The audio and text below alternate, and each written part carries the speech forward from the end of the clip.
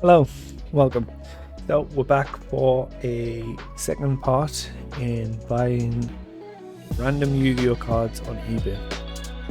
The first episode went pretty well. I thought there was some very good cards in there. I'm yet to check exactly which series they're from and prices and stuff like that, but there were some very decent cards. There was Charge of the Light Brigade, there was several others as well. If you missed that, check out episode 1. But we're back. We bought from the same vendor as before. We bought another 50 cards to go through. I have preemptively unwrapped them, so they have been unwrapped. However, they did once again come in cling film, cellophane, which isn't the best of packaging, but I appreciate the effort to actually protect the cards as best they can. Also came in the same package as last time. But yeah, let's go and find out what we've got. So like I said last time, there was a lot of the rare cards and the holos that were just slapped on top, which I didn't mind. But it didn't leave for good viewing, I didn't think. So I have somewhat went through them briefly. Without looking at the cards, I've tried to go through them as best I can to put all the holo ones towards the back. And then, yeah, so the rarer ones, the holo ones, the secret holos, secret rares, whatever you want to call them, they should now all be at the back of the pile.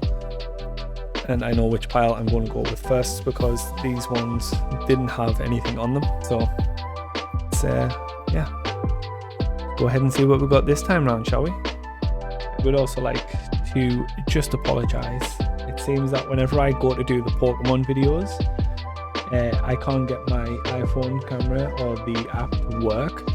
But when I come to do the Yu-Gi-Oh ones, I somehow do. So there's a very contrasting quality in the camera between each episode, which I can only apologise for.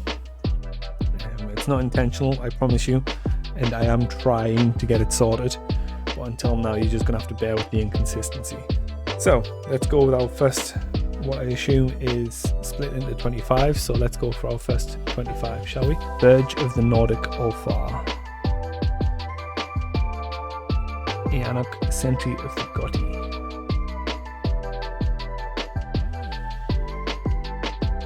Outstanding Dog Mary. Giant Starfalls. I'm not recognising any of these, so these are definitely from a later series.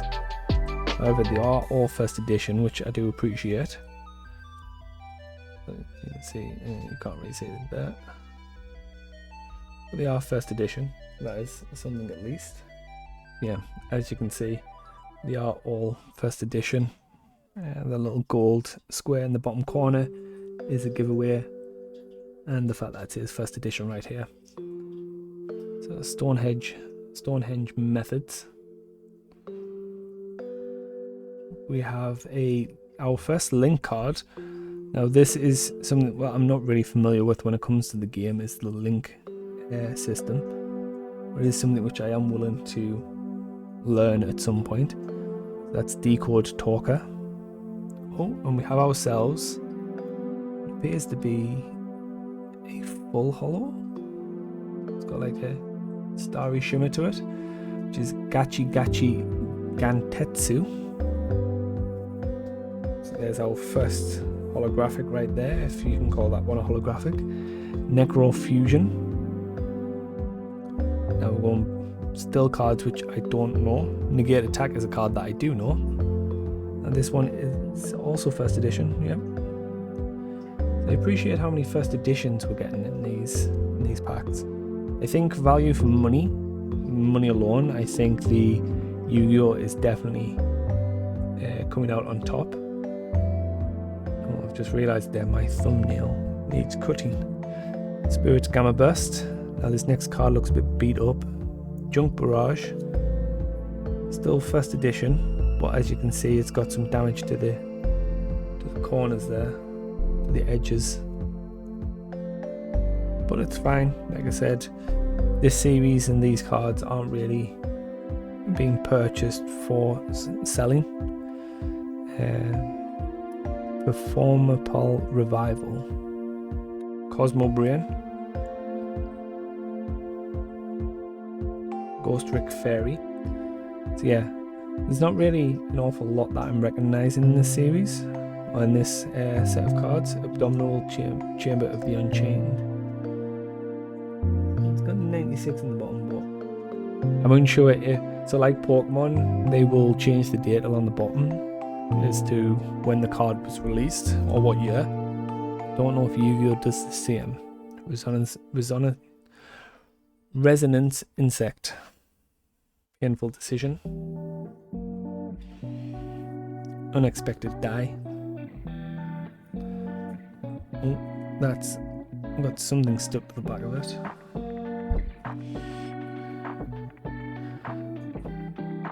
Yeah, I'm not really recognizing many of these. Scarf the Vendred. Obviously, just like the Pokemon videos, if there's any cards that you recognize as being amazing, super rare, highly expensive, then please let me know down below. And that's the last card there. And yeah, I will obviously do with information as I see fit. If it's you know, super expensive, very rare card, then maybe we sell it. But that's not the aim here. So out of the first 25, we got this pretty old card here, Gachi Gantetsu, sorry. Which is an XYZ card, which is roughly about the time I stopped with Yu-Gi-Oh cards. But we'll get that one sleeved up and put to one side.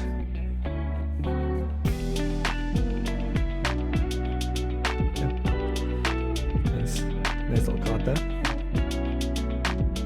Okay, so next we've got the pile, which I know has for certain the rarest cards in, because I have put them towards the back. But once again, we're starting off strong with first editions. I like to see that. I like to see how many first editions they're giving us. DDD Headhunt. So hopefully we'll get more cards that I actually recognise here. FA Dead Heat. Called by the Grave, that's a card I finally recognise. First edition, love to see it. Dino Wrestler Cystegosaur. Okay, I have absolutely no idea what that card is. Action Magic Full Turn. Obstructed Ainsats. Marinsen Snow. So obviously my idea is to read up as much as I can as this series goes on. So I start getting a feel more and more for the cards that I'm getting, so that I'm able to just pull a card and be like, yep, that's a very good card. Decode Talker, so there's another link. B-Trooper Squad. DD Assault Carrier. Yeah, I remember the DD cards, but I never really got them that much. I never really played with the DD Assault cards. Pretty sure I did have DD deck at one point though. Armed Protect Dragon, right, so now we're getting into our rarer cards here. Armed Protect the Dragon. Base up equipped cards you control cannot be destroyed by card effects. This card gains 500 attack for each equipped card equipped to this card. Ooh. XYZ Reborn. So yeah, so as you can see the shimmer across here. It's a rare card, first edition. Love to see it. Mikanko Kagura. Again, first edition, which I do enjoy. I am appreciative of these cards. Sacred Scrolls of the Gizmo Legend. Sorry, it's a little dark in here. Okay, we've got ourselves another XYZ. Parallel Twister. Ooh, it's gold. Is that a secret rare? I think that could very well be a secret rare right there. Parallel Twister. Shadow Doll Construct. Such beautiful cards, like. Albeit, you know, Pokemon definitely runs the game when it comes to the card game. But you've got to say, there's just something about Yu-Gi-Oh cards that are just absolutely breathtaking. Backup Supervisor.